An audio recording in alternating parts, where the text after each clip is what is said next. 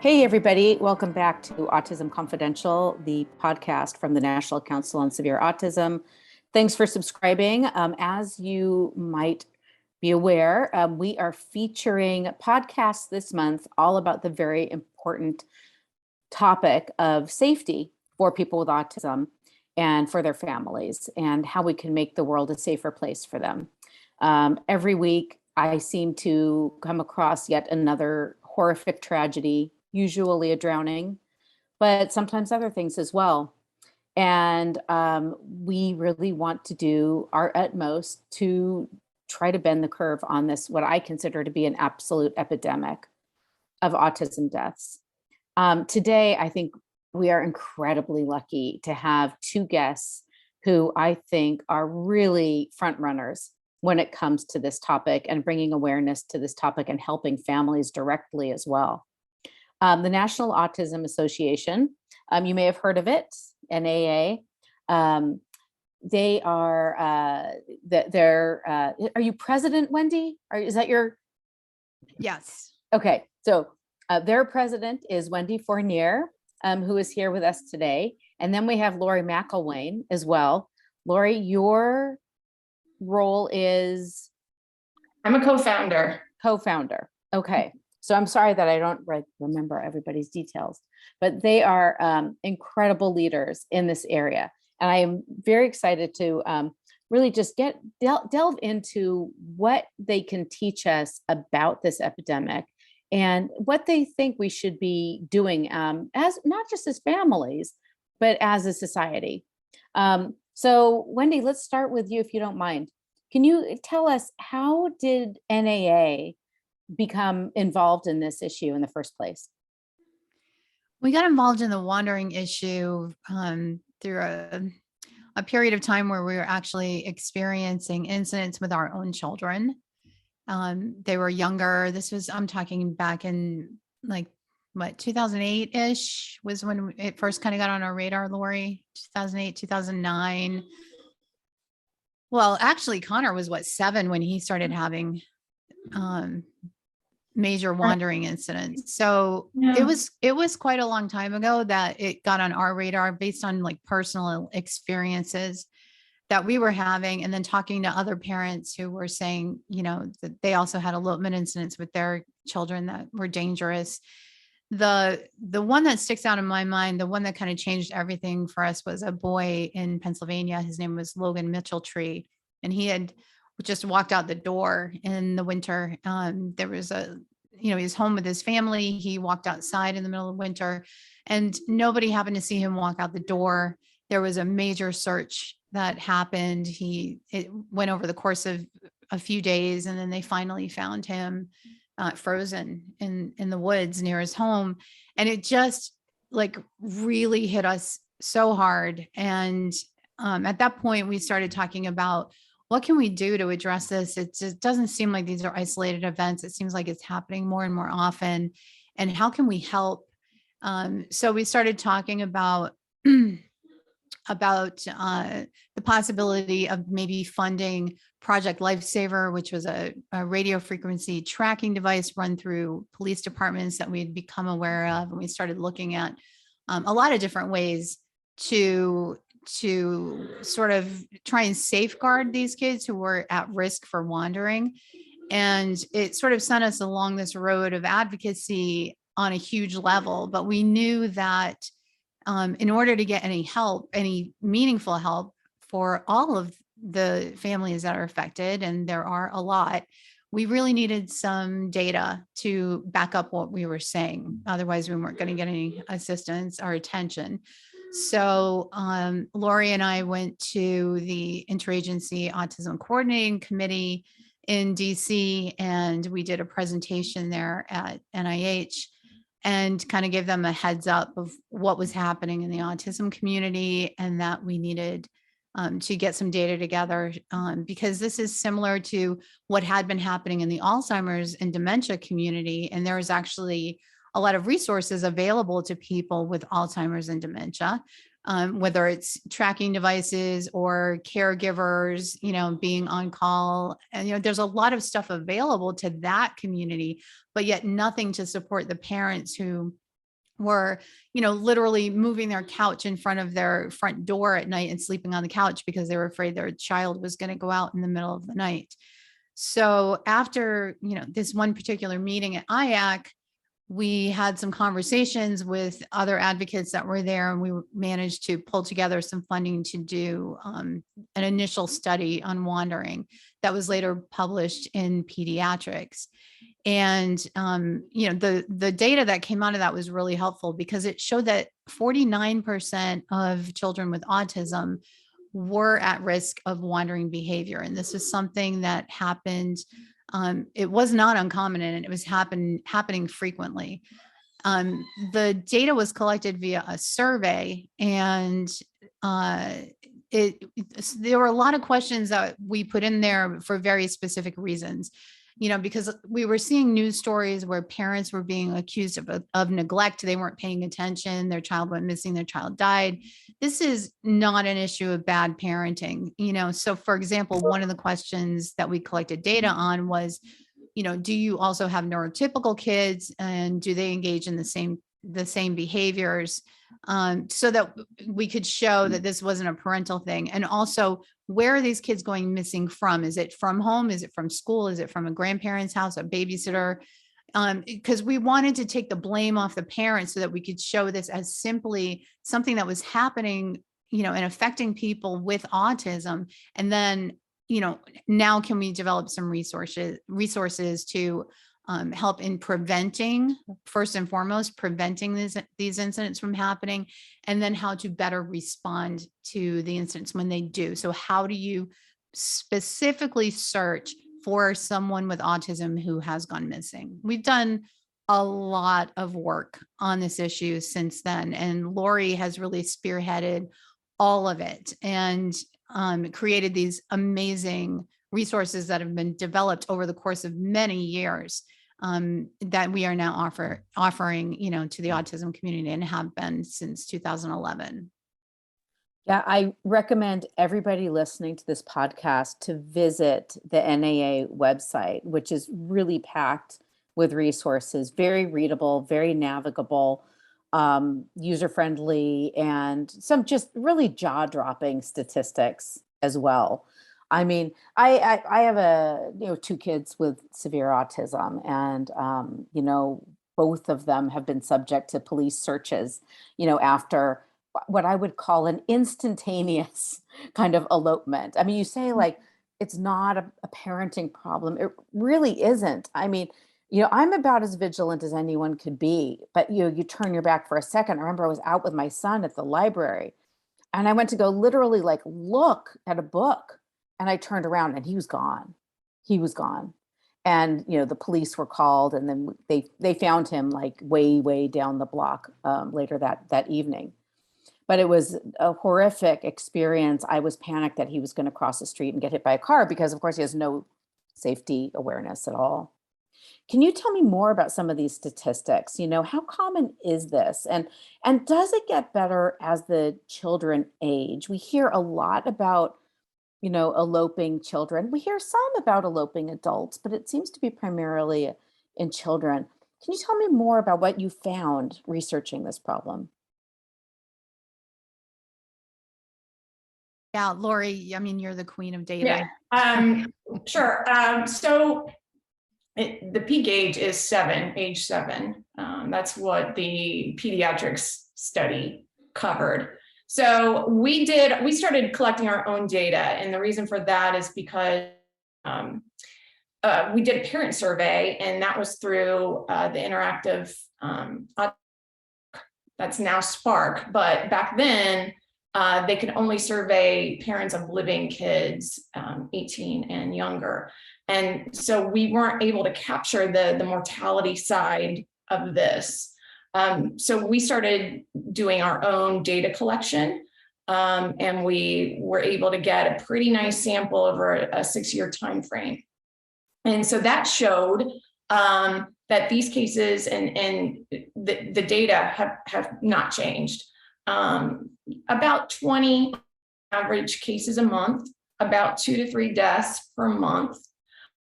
We do have a lot of adults that go missing, but they are found pretty quickly.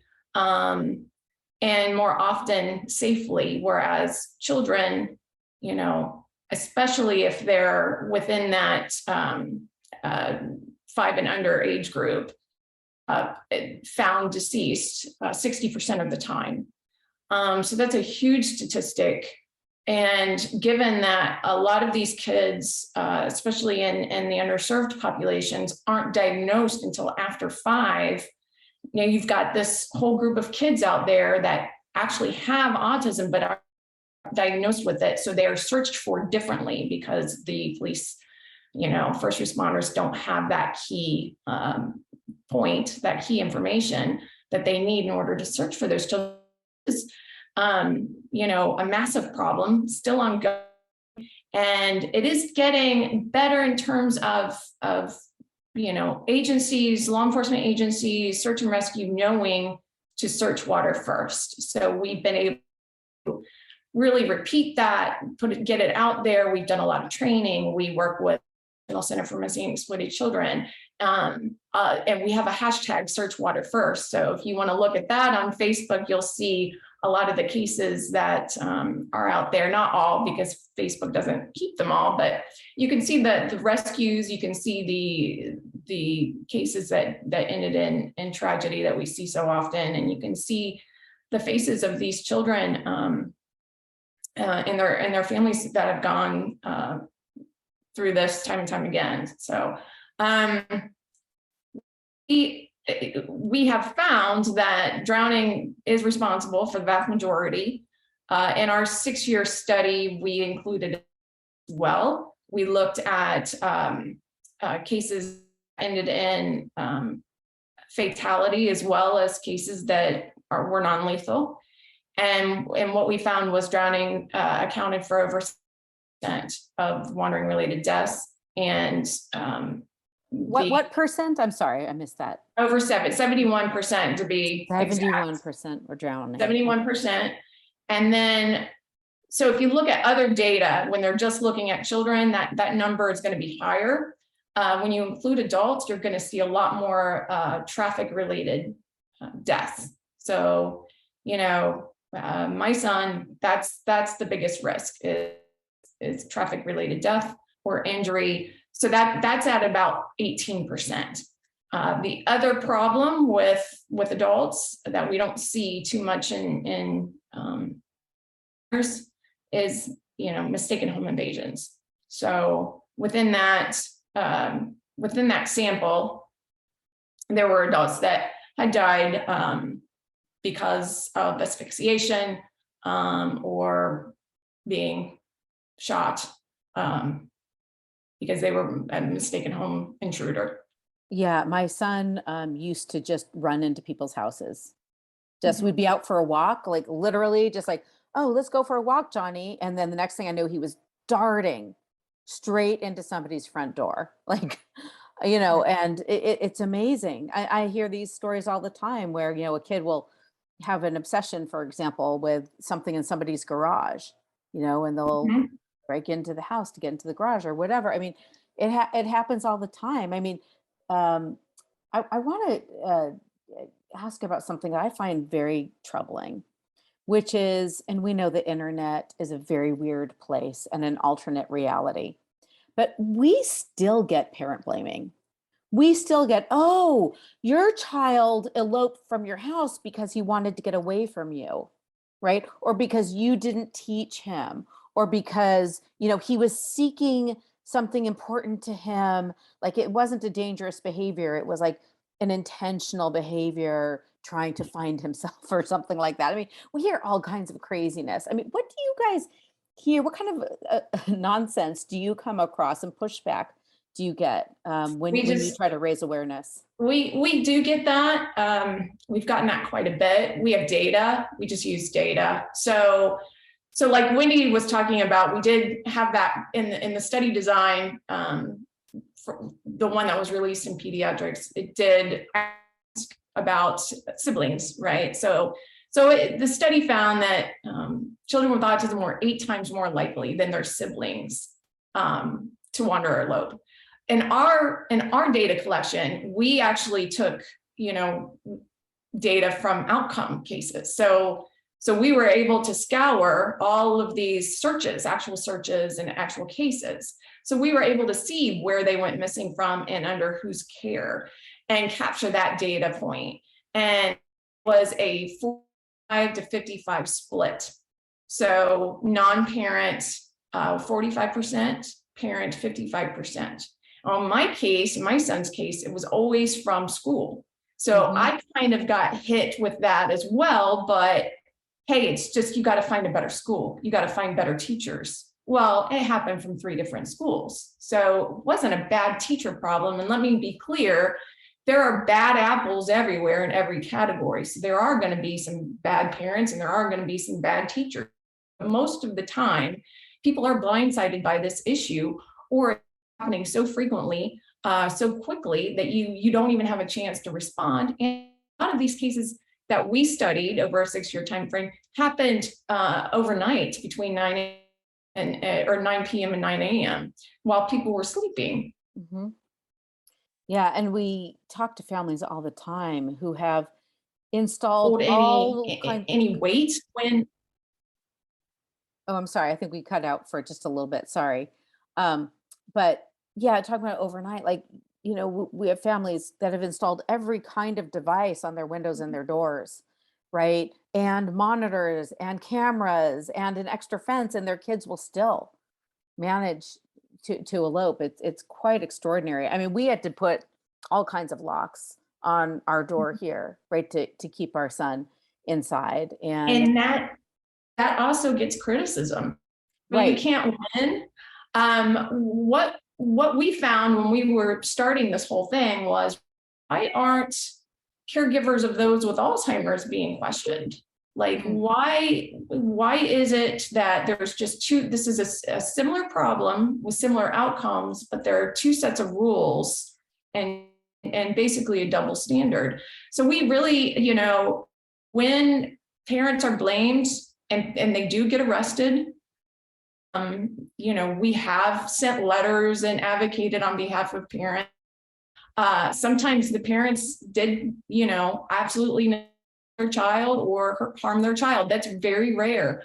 Most of the time, parents just need support, and the vast majority of the time, the kids are more at risk under non-parent supervision. So, if you look at our study, it's the percentage of risk is higher with a non-parent parent supervision when a child was missing. So, it's not a valid argument. No. But it's to have that data to fight that argument. One of the things that drove me crazy reading, some of these comments online is like, well, your son, when he's wandering, he's not wandering, he's escaping you, and he has his own agency. I'm like, there's no agency, right, with what my son is doing, right? If there's agency, it's because he wants to dash across the street to get a stick off the tree, right? It's not like he's like, oh, I really want to go to my friend's house, or I want to go to the store, or I want to get an ice cream. There's no intentionality like that. It's just pure impulsivity. And it amazes me that there's so much seems like contrived ignorance about it. Let's get to a little bit about what you recommend, for families and for communities. I know you guys do a lot of training, obviously a lot of materials. Can you kind of summarize what you kind of suggest to people who really are afraid for their children or want to help? Yeah, I can jump in on that. Prevention, there's 2 different really important keys when it comes to wandering and elopement. There is prevention strategies, and then there is response. So on the response side, we've worked really hard over the years and partnered with the National Center for Missing and Exploited Children to help to develop a set of national guidelines that went out in like the FBI magazine. This went out to police departments all across the country on very specific things to keep in mind when you're searching for a missing person with autism, because you want to take a slightly different approach. You want to definitely search water first. You want to search the areas that are the higher risk areas first.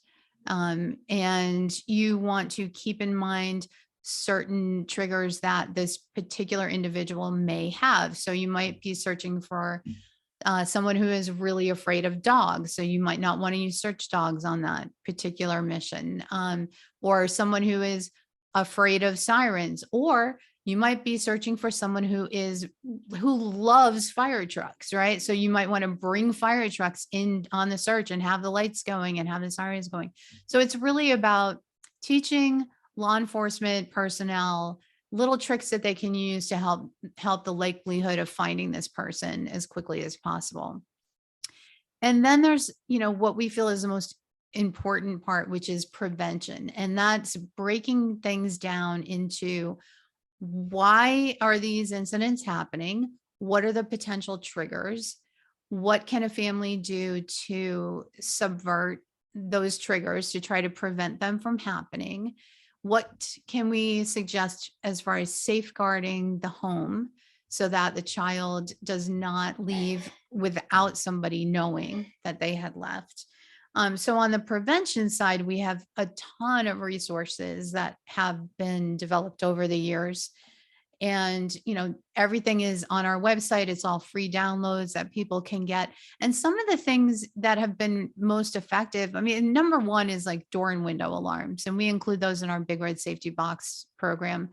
But even something as simple as a stop sign placed on a door can sometimes be enough to either stop the child from walking out, or at least delay them for a few seconds as they process that. They may not be able to stop themselves, because this really can be an issue of them just being in fight or flight mode and they cannot help. They're going, they can't stop themselves. And we're actually hearing back now from some people with autism who are, older and able to express what they were feeling during a wandering or elopement incident, and them telling us that they had no control over their body at all. They knew what they were doing was dangerous, and they didn't want to put themselves in a dangerous situation, but their body was just betraying them and they could not stop. So figuring out those triggers can be really helpful. And then safeguarding the home with whatever tools are necessary, using an ID on our kids. A lot of times the ID has brought kids home, or, somebody will find a child and, they look like they shouldn't be alone or whatever. And they're able to, get the family's phone number and get them back home. So this is another thing that we put in our Big Red Safety Box, and it's brought kids home. What kind of IDs are these? Things like on your wrist, on your neck, on the shoe, in the depends. Back of the shirt? It really depends on the kid and what they can tolerate. So, there are some kids who cannot tolerate a wristband. And we have strategies to help them adjust to using a wristband, because we feel it's the most, effective means, of communication, of identification, wearing identification. But we offer, in our program, we offer either a wristband or a shoe tag, but it's engraved, it's personalized, so that, it's not just like, hey, in case of emergency, call this 800 number. It's, directly to the parent. It has, direct contact information. So it's going to get that kid home as quickly as possible. But identification is really important, and not just for the younger kids, for the older kids as well. I think anybody who has any kind of a medical issue, a medical alert type of a bracelet is important for them to have, so that if they are found, and, especially if they're non-speaking, there's going to be, a way to reunite this person with their families. And then what do you think of tracking devices? There's a place for tracking devices. They have saved a lot of lives. And I had one on my daughter for years. Lori had a Project Lifesaver wristband on her son Connor for years. And it definitely works, and it does give you that sense of knowing, like The problem I have with that is a lot of times people will have a tracking device and they will kind of let their guard down. You can't, because our kids die too quickly. You know, a lot of times the kids who are dying from wandering incidents are kids who are dead within less than 10 minutes, you know, and so there's not even time to start a search. You know, whether or not they have a wristband on or not, it's not going to make any kind of a difference. But there have been a lot of successful rescues using tracking devices for kids who are at high risk, and even adults who are at high risk, and people with Alzheimer's. You know, and there's a lot of debate about that. But I think it comes down to the individual needs of that person and whether or not this is something that's appropriate for them.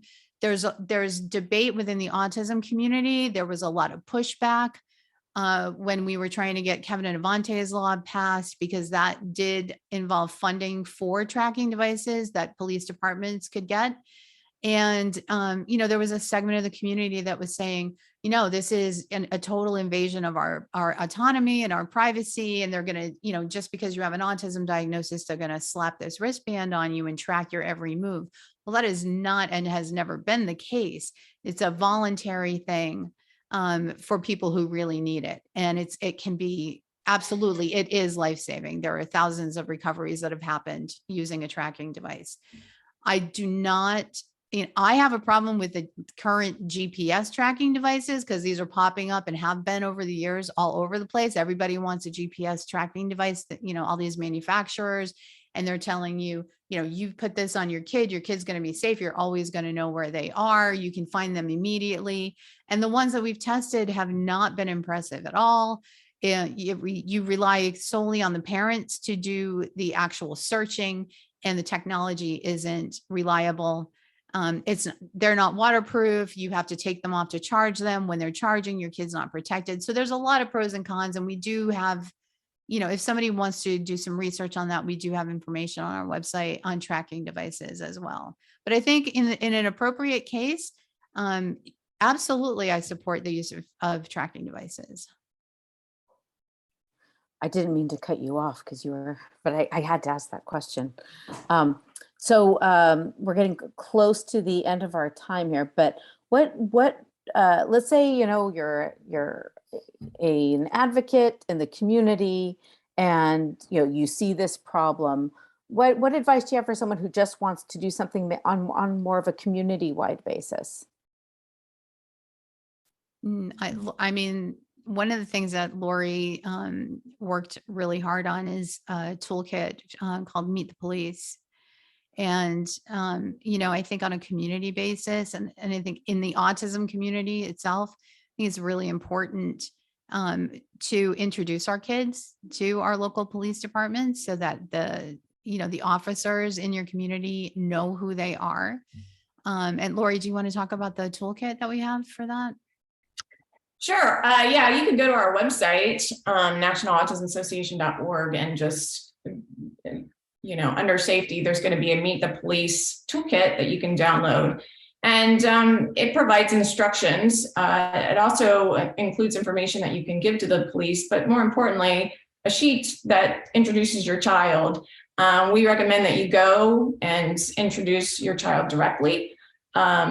Sometimes that's not possible. So we have these meet sheets, they're called meet sheets, that you can provide to the police.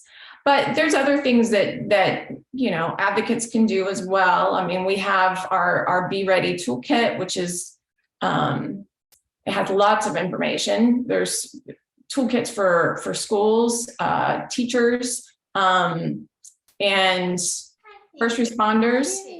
So, you know, I would recommend downloading as much as you can and distributing those materials to community members. Raising awareness is the first, you know, most valuable tool. Just making people aware. Yeah, I did that with my son. I wrote to the police department describing and explaining his behaviors, explaining the situation. And I think that, you know, they called me back. They're like, hey, we want to talk to you about your son, you know, tell us more. And, you know, now they have some kind of file about him, right? So if something comes up, they know his address, they know where he goes. So if something comes up, at least hopefully, in the system, it will Absolutely. pop up. I would hope. So yeah, that was a small thing that I think would definitely help. Well, we're at the end. Is there anything else that you want our audience to know?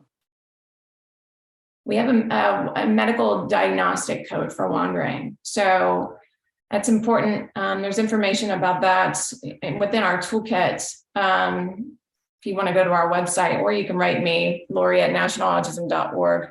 The medical diagnostic code for wandering is really helpful if you're having trouble with teachers not, taking this seriously, or maybe other people not taking this seriously.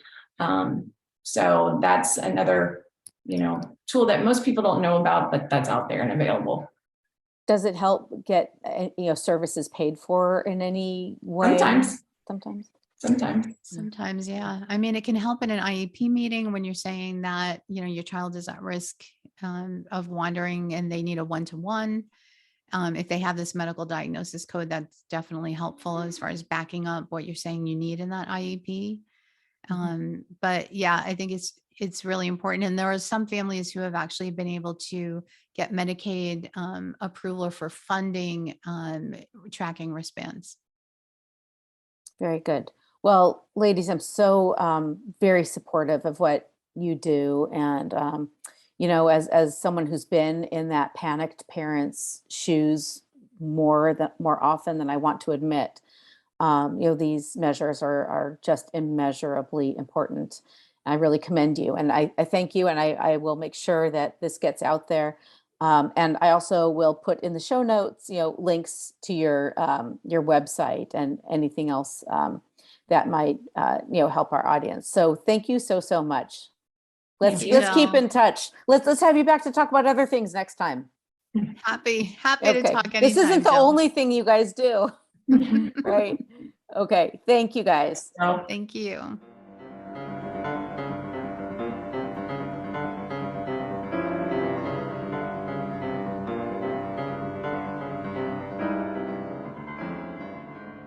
Thanks for tuning in to Autism Confidential. If you'd like to learn more, share an idea for an episode, or become a sponsor, please visit us at autismconfidential.org. The views expressed in this podcast are solely those of the individual speakers. Content presented is for informational purposes only, and we do not provide any medical or legal advice.